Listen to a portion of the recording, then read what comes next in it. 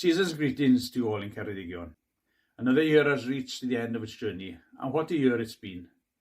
Ceredigion held a successful National Eisteddfod back in the summer after 2 years of waiting, and also a rally by Ceredigion visited, and we had the chance to support Wales in the World Cup.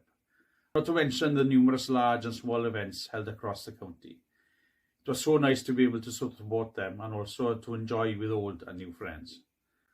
As is the season of goodwill, we must remember the goodwill shown by the people of Ceredigion when the county became the first in Wales to open a welcome centre for refugees from Ukraine.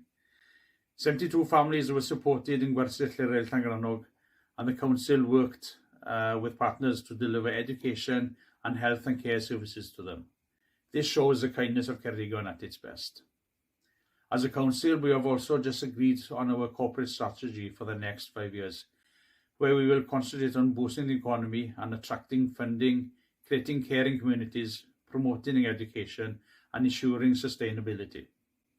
Inevitably, there's a challenging period ahead of us over the next coming months as we face the cost of living crisis.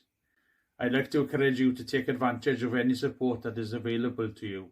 For example, the Winter Fuel Support Scheme or free school meals if you are eligible. You can also use the warm welcome spaces that have opened up across the county, which offer warm spaces to work and socialise in the county's main towns. Remember that you can also ask for support or make any inquiries to the council in the council libraries, as well as contacting by phone or online. Be there for your families, friends and neighbours this winter, and reach out when needed.